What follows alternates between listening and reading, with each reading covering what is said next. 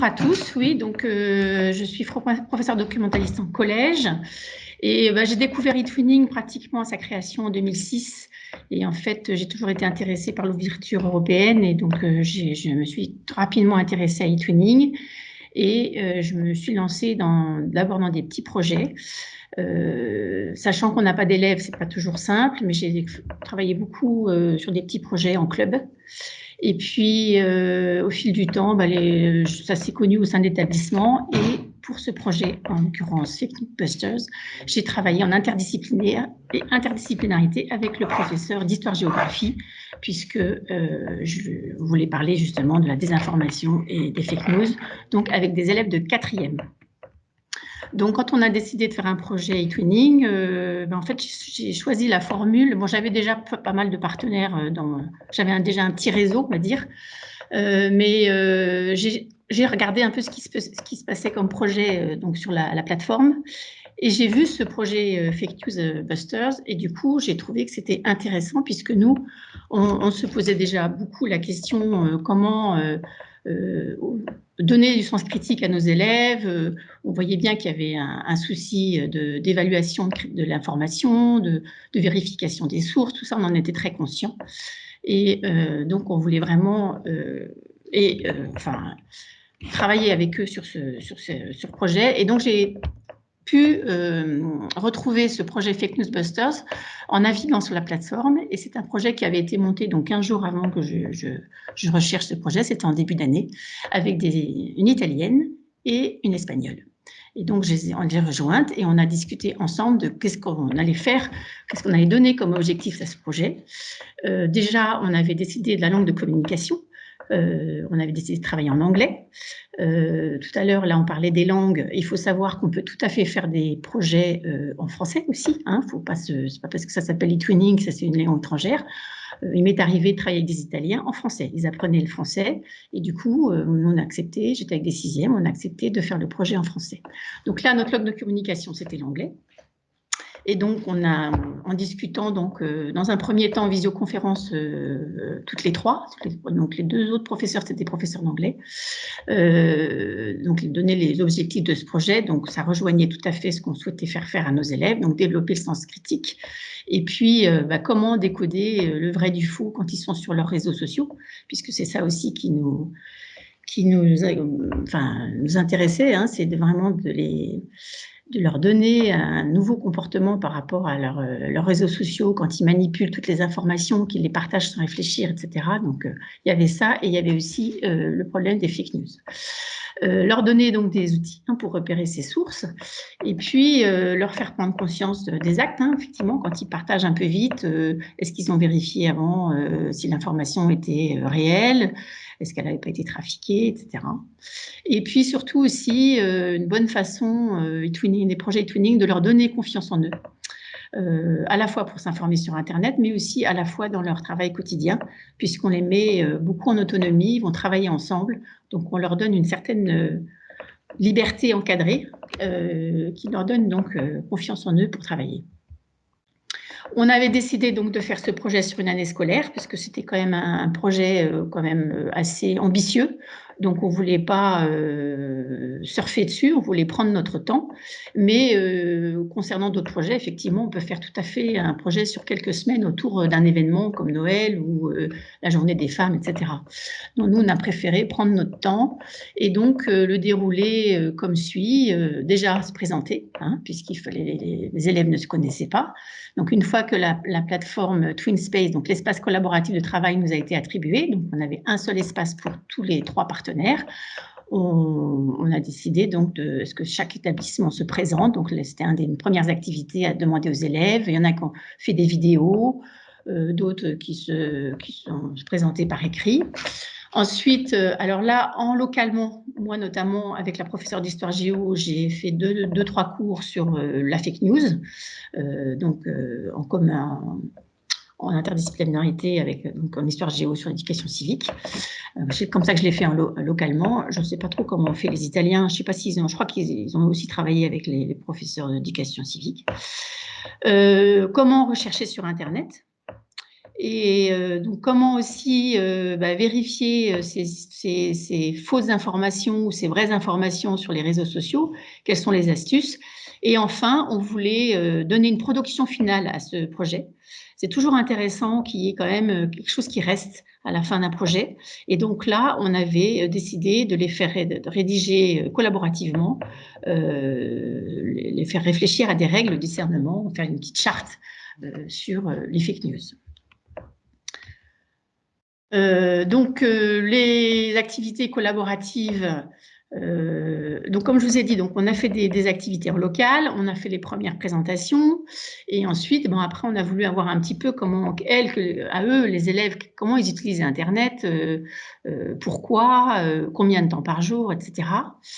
Ensuite, souvent les projets e-twinning, en tout cas moi en ce qui me concerne, j'aime bien qu'il y ait un côté un peu ludique, tout en étant pédagogique. Ça donne un petit peu de, surtout quand c'est sur une année entière, ça donne un peu de souffle, ça aère un peu le projet. Et donc, on leur avait fait réaliser des nuages de mots à partir des mots-clés sur les fake news, je vais vous montrer. On a fait des visioconférences et on a surtout, après, dans un deuxième temps, constitué des équipes transnationales pour faire les activités que je vais vous présenter tout de suite. Et on a terminé donc on a rassembler toutes ces activités dans un magazine numérique. Attendez, ça ne marche plus là. Pourquoi je ne peux plus passer? Ah oui, voilà. Donc là, après s'être présenté, donc là j'ai pris des captures d'écran du TwinSpace.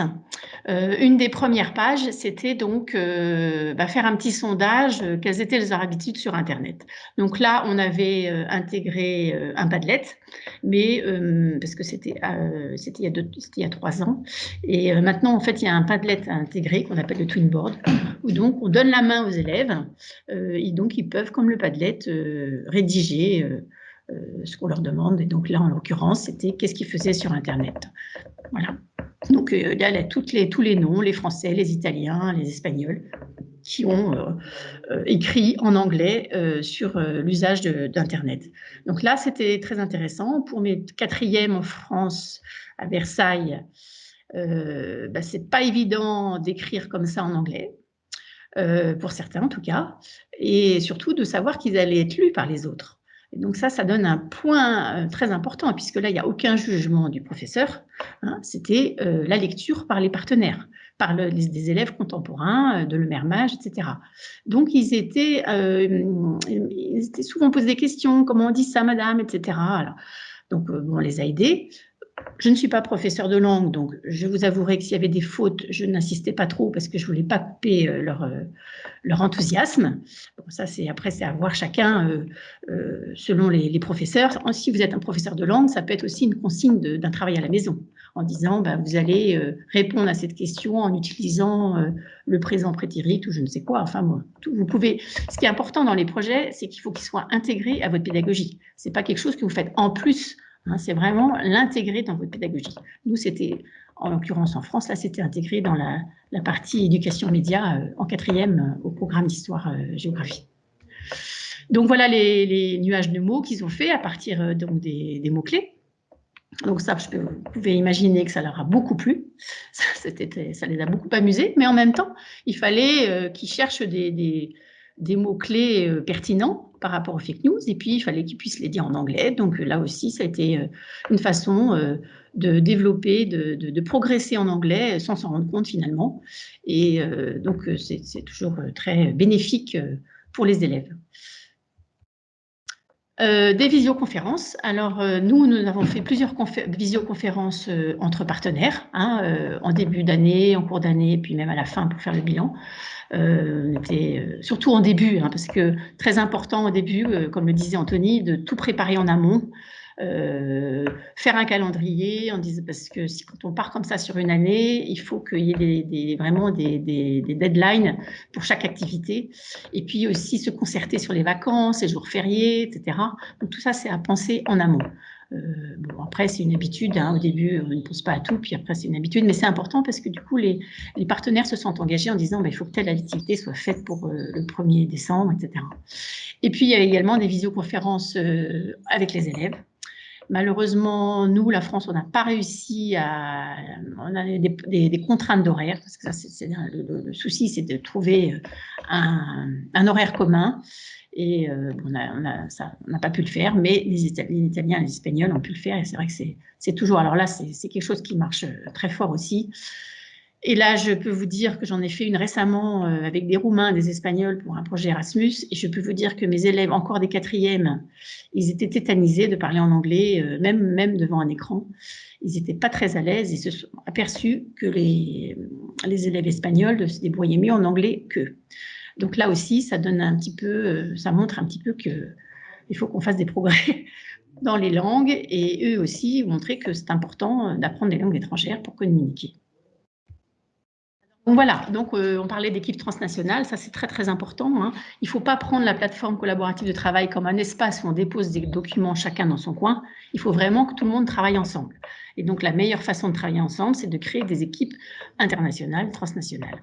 Donc là, on avait créé 8-10 équipes et à chaque fois, comme ça parlait des fake news, on leur a donné des noms un petit peu sympathiques, gossipers, speakers, chatters, hackers, etc. Et donc, moi, pendant la...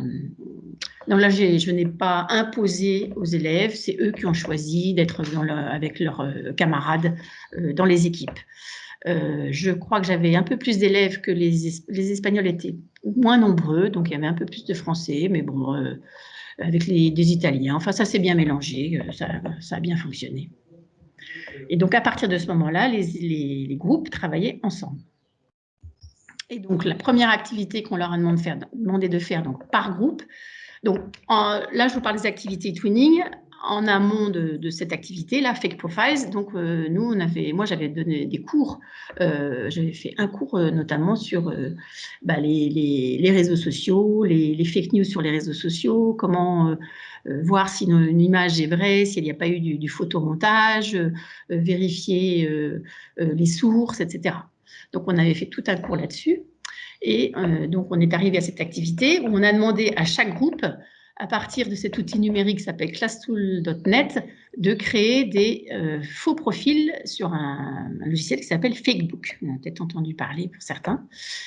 Et là, c'était vraiment pour leur faire comprendre, prendre conscience qu'on peut tout à fait créer un faux profil sur un réseau social. Et ça, c'était extrêmement important. Qu'ils en prennent conscience, parce que je pense qu'ils n'en avaient pas tous conscience. Donc là, à la fois, ils en ont pris conscience et à la fois, ils se sont bien amusés puisqu'ils ont créé donc Walt Disney, Johnny Depp, et donc ils se racontaient des fausses informations, ils s'invitaient les uns les autres, voilà. Donc, vous voyez, encore une fois, là, c'était un côté ludique, mais en même temps, pour une prise de conscience très importante sur les sources, sur ces fameux réseaux sociaux. On avait créé ces réseaux sociaux, ces faux profils, on leur a demandé également alors après cette activité, on a travaillé donc sur tout ce qui était fausses et vraies informations. Donc on leur a demandé un peu de chercher sur Internet des fausses informations et de vérifier si elles étaient vraiment fausses ou si elles étaient justes. Donc là, il y a eu tout un échange.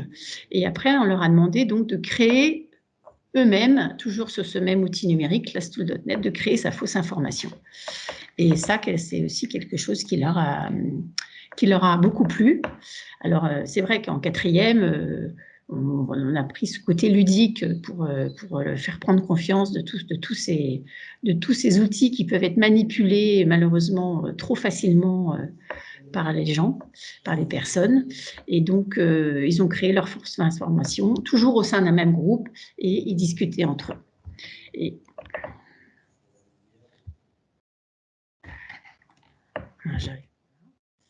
donc voilà, donc là, après avoir créé cette fausse information, on a encore enchaîné là-dessus sur comment repérer les fausses informations. Hein, donc, même si on avait fait un cours, après, on leur a demandé encore de faire un petit brainstorming et de mettre sur un Padlet. Donc là, vous voyez, c'est pas le Padlet, c'est le fameux Twinboard. C'est à peu près la même chose, où ils devaient donc chercher les sources, vérifier l'URL du website. Hein. J'ai fait des captures d'écran, il y en a bien d'autres, hein, mais voir un petit peu tout ce qu'ils pouvaient dire. Donc, ils ont échangé beaucoup là-dessus. Et chacun donc se lisait les uns les publications des uns et des autres. Sur l'espace collaboratif, le Twin Space, il y a aussi ce que je disais tout à l'heure, un forum. En fait, il y a des fils de discussion. Donc, après avoir ajouté tous ces éléments-là, What Can I Do, on leur a demandé de discuter entre eux après sur le fil de discussion. Et ça aussi, donc c'est en asynchrone. Donc ça, c'est assez pratique quand on n'a pas toujours les connexions pour les visioconférences. D'ailleurs, on peut aussi faire du chat. Il n'y a pas que la visioconférence, on peut également faire du chat. Mais bon, quand ça ne marche pas toujours, l'asynchrone est bien pratique. Et donc, on avait créé des fils de discussion pour ce travail. Et puis donc ensuite, à partir des fils de discussion, dans certains groupes, on leur a demandé donc d'éditer des règles de discernement pour décoder ces fameuses fake news. Et après avoir discuté, on leur avait dit, avec tout ce que vous avez, toute votre discussion, vous allez nous créer une petite affiche. Donc on leur a proposé Canva. Donc en fait, dans chaque page du Twin Space, en général, une page correspond à une activité. Et donc, dans l'activité, dans la page, on donnait l'objectif de l'activité en leur disant, vous allez donc, pourquoi on vous demande de travailler sur l'édition des règles, par exemple, pourquoi on vous demande de faire un faux profil. Donc, nous, on mettait objectif, discernement, etc. Et on leur donnait aussi la deadline du travail, on leur donnait l'outil numérique, avec un tutoriel, parce que pour la majorité d'entre eux, en tout cas en collège, ils ne connaissaient pas, à l'époque c'était encore assez nouveau, et donc ils ne connaissaient pas forcément le Canva. Et donc par groupe, ils ont travaillé sur ces posters. Et donc ça, c'est quelque chose qui a été assez intéressant parce qu'ils travaillaient ensemble et donc il fallait qu'il y ait une finalisation de cette activité. Il fallait quand même qu'ils arrivent ensemble à 10 ou 12 à travailler et à réaliser quelque chose. Donc, il fallait qu'ils se mettent d'accord, tout ça. Donc, ça prend du temps, tout ça. Hein. C'est pour ça qu'on a fait ça sur l'année. Mais ça a très bien fonctionné.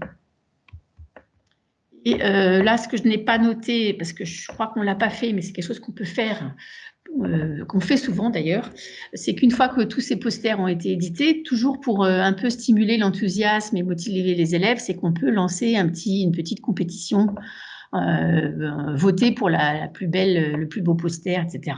Donc ça aussi, ça donne un petit peu de punch à l'activité. Et après, ceux qui ont gagné sont très fiers. Donc c'est ce qu'on a fait pour la couverture du magazine, mais on peut le faire aussi là pour ce genre d'activité.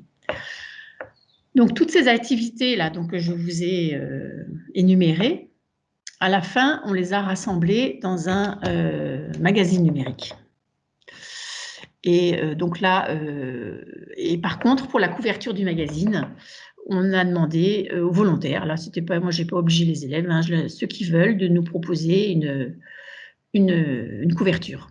Donc là, il y en a pas mal qui se sont amusés à proposer des couvertures. Et donc là, il y a eu ce fameux sondage pour voter pour la plus belle couverture. Et c'est, je ne sais pas si vous voyez, c'est celle du dessous qui a été votée. Donc là, on avait utilisé, ça c'est la collègue espagnole qui avait utilisé un outil numérique qui s'appelle, pour faire le magazine numérique, s'appelle Joumag. Mais nous, en France, on utilise bien sûr très souvent Mad Max. Alors, le plus souvent, c'est vraiment très facile. Et là, le Mad Max, pour une écriture collaborative, là, on a empilé toutes les activités qu'on avait faites.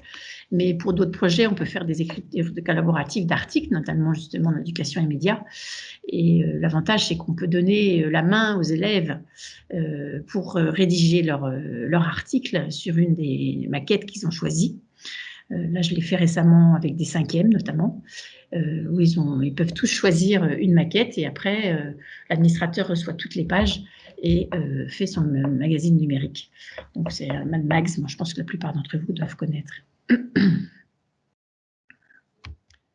Et à la fin, ce qui est très important dans un projet comme celui-ci, hein, qui s'est donc déroulé sur toute l'année, on a voulu voir un petit peu, faire une petite évaluation. Alors, c'est pas une évaluation comme on l'entend avec des notes, savoir s'ils ont bien compris, s'ils ont bien enregistré, etc. Bon, ça, on peut le faire, hein, bien sûr. Mais là, on a voulu faire une évaluation sur les compétences, s'ils ont apprécié ce projet. Donc, en fait, c'était leur auto-évaluation. Donc là, on a utilisé Google Forms, ce qui n'est pas forcément RGPD. Maintenant, je pense qu'on ne l'utiliserait plus, mais là, on l'avait utilisé. Donc, on avait posé une dizaine de questions pour savoir un petit peu comment ils avaient ressenti le projet. Et donc, on a eu, avez-vous progressé en anglais? Est-ce que vous avez découvert des unités numériques? Est-ce que, donc là, est-ce que vous avez développé votre créativité? Parce que là, finalement, on a quand même fait pas mal appel à leur créativité et imagination quand il fallait donc créer ces faux profils et ces fausses informations. Donc, dans l'ensemble, les élèves étaient plutôt très satisfaits. Et en général, quand on fait un projet comme ça, ce projet a eu une reconnaissance de la part des bureaux nationaux. Il a été évalué comme un bon projet. Donc, on a reçu le label qualité. Chaque pays a reçu le label qualité nationale. Et quand les pays d'un même projet reçoivent le label qualité nationale, en fait, après, il a un label qualité européen. Et donc, c'est toujours satisfaisant à la fois pour les professeurs quand même qui ont donné pas mal de leur temps, de leur énergie, et puis aussi pour les élèves puisqu'on leur dit qu'on a eu ce label. Et je dis toujours aux élèves qu'il faut qu'ils sachent que quand un projet Twinning a été labellisé, il faut eux aussi qu'ils puissent le mettre en valeur d'une certaine manière après dans leur futur cursus, quand ils rentrent au lycée, s'ils ont un dossier à monter, dire qu'ils ont travaillé sur les twinning. Donc, ça veut dire qu'ils ont appris à travailler en groupe, à distance, c'est toujours facile, qu'ils ont progressé dans la langue de communication, si c'est une langue hors français, qu'ils ont développé leur créativité, qu'ils ont appris des outils numériques. Enfin, ils ont appris plein de choses finalement, sans vraiment s'en rendre compte, puisque là, ils ont appris complètement autrement. Mais finalement, ils étaient totalement acteurs de leur apprentissage, et ça, c'est ça que je trouve extraordinaire dans les twinning, c'est qu'ils apprennent sans cesse, facilement finalement, et il y a toujours une émulation entre les classes qui est assez enthousiasmante. Et donc, quand on fait part après de ces projets, localement, si on peut, hein, c'est toujours bien de parler de ces projets au niveau de notre ville, si on peut le faire, hein, parce que c'est montrer quand même qu'il y a on se tourne vers l'Europe. Et puis, voilà, des informations sur le site de l'établissement, peut-être parfois sur le site académique. Et voilà, donc c'est très important de faire toutes ces évaluations à la fois, et puis aussi pour nous, les professeurs, parce que ça nous permet après de progresser. Si on voit que ça a un peu coincé dans certaines activités, on essaie de s'améliorer la fois prochaine. Donc c'est toujours très important de faire ces évaluations. Je ne sais pas si il y a des questions.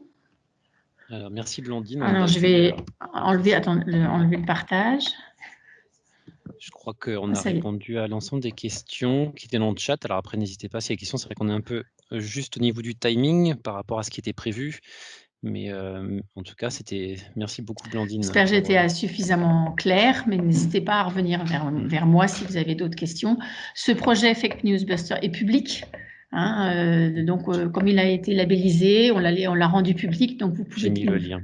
D'accord, voilà. J'ai mis le lien de la scénarisation donc, de ton projet sur le site etwinning.fr. Je l'ai mis dans le chat. Si vous n'avez pas vu, remontez dans le chat et vous trouverez le lien du projet de Blandine du coup avec. Alors, est-ce que je vais montrer mon visage voilà. C'est moi. Excusez-moi, j'avais pas vu la vidéo. Excusez-moi. Je voudrais juste rebondir sur ce que tu as dit, Blandine, et sur les différentes questions qu'il y a eu dans le chat très rapidement. Parce que je sais que Steven m'a rappelé du timing, mais c'est dur de présenter un petit peu la richesse d'eTwinning, de tout ce qu'on peut faire avec eTwinning dans le temps qui nous est imparti. Mais sur le TwinSpace, il y a des outils effectivement qui sont intégrés à la plateforme comme l'outil de sondage. Il y a un outil de sondage qui est intégré au TwinSpace directement, de même qu'il y a ce qu'on appelle le TwinBoard, qui est l'équivalent d'un mur collaboratif comme Padlet. Donc, il y a l'équivalent qui est proposé gratuitement, là encore, sur le TwinSpace directement. Mais le TwinSpace permet aussi l'intégration d'outils externes. C'est-à-dire qu'on peut intégrer des outils pour faire des nuages de mots, par exemple, etc. Donc tout ça, c'est possible. Et vous trouvez sur notre site internet des exemples d'outils numériques qu'on peut utiliser dans des projets, aussi bien pour faire des e-magazines, dont parlait tout à l'heure Blandine, Mad Max, par exemple, mais aussi d'autres alternatives à ça. Et je voudrais juste terminer là-dessus rapidement et après je laisse la place à Nathalie, du coup, Nathalie Terra de la direction du numérique éducatif, qui va vous présenter d'autres pistes de travail. Sur justement, tu parlais tout à l'heure, Blandine, de l'erreur, les élèves qui n'osaient pas communiquer en anglais, etc.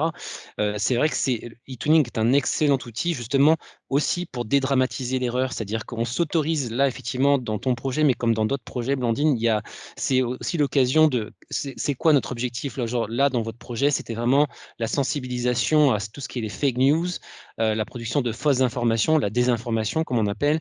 Mais c'est vrai que un projet e-tuning, ça permet aussi à des élèves d'avoir différentes tâches, c'est-à-dire qu'on peut donner différentes tâches à des groupes d'élèves selon leurs compétences dans différentes voilà, que ce soit numérique, des compétences numériques ou des compétences plus dans le graphisme, dans le dessin ou dans le côté vidéo, s'ils tournent des vidéos. Donc, c'est l'occasion de valoriser tous les élèves, quel que soit leur niveau de compétence dans différents domaines.